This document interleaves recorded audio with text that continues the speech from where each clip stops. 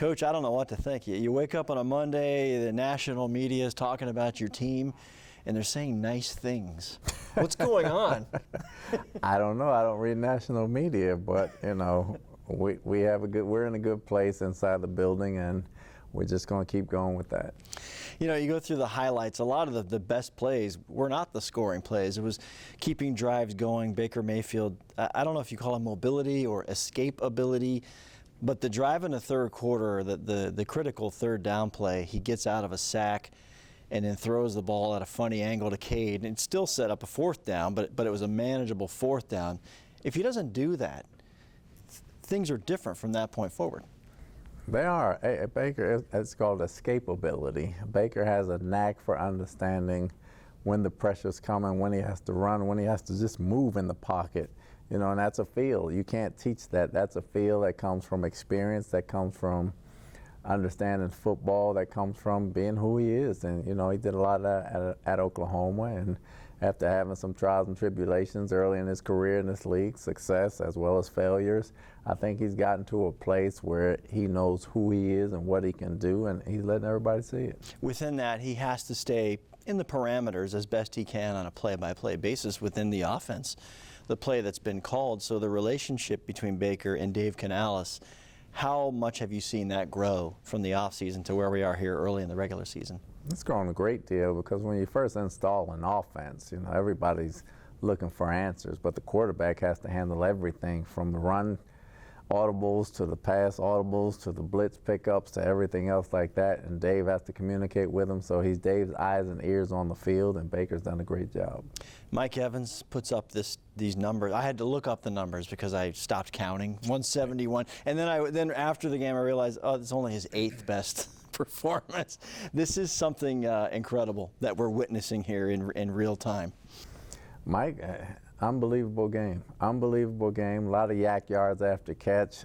On a hot day, he came in. I think he was a little bit under the weather as well. He came in and he just performed like he normally does. He makes it look so easy. You expect it all the time, but Mike does a heck of a job preparing. He's in great shape. He's a great team guy. The guys love him, and you know, when we throw to him and you single him, he has a great catch radius. He's going to come down with most of them. Defensively, you said last week this is going to be a little bit of a different situation here when you have a quarterback who can change the game with his legs. I thought you guys did a tremendous job with that, and it opened many opportunities for big plays. Overall, defensively, from week 1 to week 2, you've now seen kind of 2 different attacks on your defense. What did you think overall? I thought the front 7 did a great job of sacrificing for each other, just understanding rush lanes and understanding not to let them out of those rush lanes. And the secondary did a great job in the back from a coverage standpoint, making them hold the football so we could get there. So from a defensive standpoint, I thought they understood the assignments very well, and not to be on the Justin Fields highlight reel when he's running the football is a good thing. And 2 receivers for the opponent, they've gotten their yards. You guys have been able to limit the damage and the scores. Where's the correlation for you, and knowing, okay, this is the guy, he's probably going to get something in this game, but we cannot let him get into the end zone? Well, we let him out in the first drive. Obviously, we can play better there, but for the most part, if you don't get in the end zone, we have a chance. We feel like if we can get turnovers and kind of make you one-dimensional, we can get after you a little bit, and we can kind of make some things happen. I think they understood that assignment. And once we've kind of figured out the run game from that standpoint, we did some things in the pass game where we can be effective. Zion McCollum, it goes in, he's kind of thrown into a spot, performs pretty well that we could see, had the interception taken away by a review. But what did you think of his performance? It's called an incomplete pass breakup. You know, I don't have nothing taken away. It's a PBU. So he gets credit. So he gets a PBU, but he played very well. He played very well. He was calm. I was very proud of him. He had a heck of a ball game. He's one of those unsung hero type of games.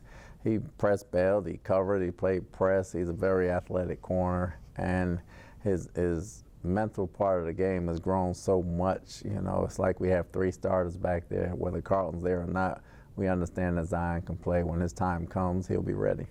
And finally, I thought you hit the nail on the head yesterday with Shaquille Barrett saying, you know, this is a young man who's going through, you know, a traumatic experience that you don't want anyone to go through. He has good days, he has bad days.